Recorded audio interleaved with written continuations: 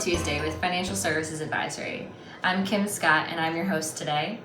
Today we're going to be talking about Social Security benefits for widows and widowers.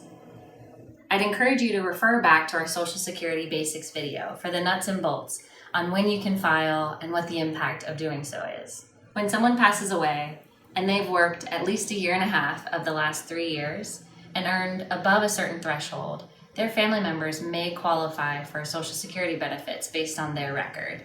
Who is eligible for these benefits?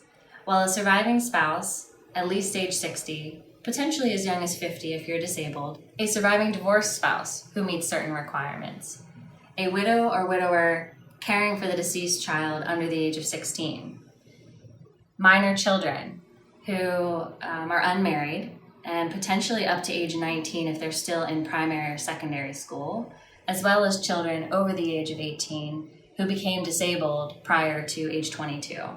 And lastly, parents of the deceased who are being cared for by the deceased. For this segment, we're going to focus specifically on widows and widowers. You're able to receive benefits as early as age 60, which is more than most. Typically, the early retirement age is age 62. Now, I mentioned previously, this could be as young as age 50 if you have a disability. Now, keep in mind, if you do take your benefit at age 60, it is considered early retirement and your benefit would be reduced. If you wait until your full retirement age, now see our Social Security Basics video for your specific year of birth, which will give you your full retirement age. If you wait until that age, then your benefit is no longer reduced. As a widow, when to file depends on your specific situation.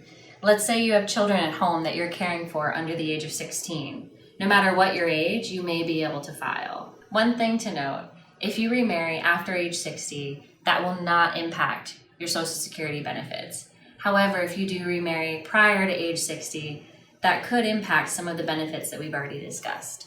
One unique aspect of being a widow when it comes to Social Security benefits is that you have the ability to either file on your benefit or your survivor benefit. And you can actually switch. If you file for one that's lesser, you can actually switch to the other one later on. So let me give you an example. Let's say you file for your survivor benefits at age 60, which, as I mentioned earlier, would be at a reduced rate. But you let your personal benefit grow in the background, and you let it maximize to age 70. And then at age 70, you switch to that higher benefit. At that point, that's the benefit you'd receive for the rest of your life. Now let's walk through another example. Let's switch that around and say that you take your benefit early at a reduced rate, and then you switch to your survivor benefit at your full retirement age. One reason you may want to do that is if your benefit is lower, but you don't want to take a reduced survivor benefit for the rest of your life. So you want to wait until that's up to its full amount. So what do you qualify for in survivor benefits?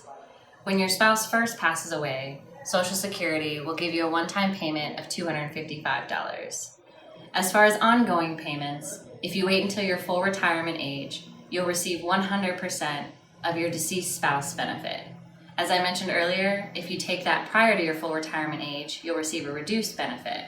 However, if you wait beyond your full retirement age, it doesn't continue to grow. So there's not really much of an argument for waiting beyond that unless you're waiting for your own benefit.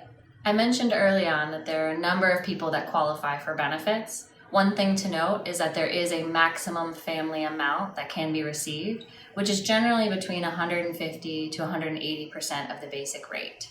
One question we often get is how to know when to file and what is your break-even point. That's a little bit difficult to do for widows, given that you have such a variety of options as far as when to file. So it would have to be answered based on your specific situation rather than a generalization. But we're happy to answer that question for you. Feel free to give us a call or email us to talk more. For now, I'm Kim Scott, and this has been Technical Tuesday.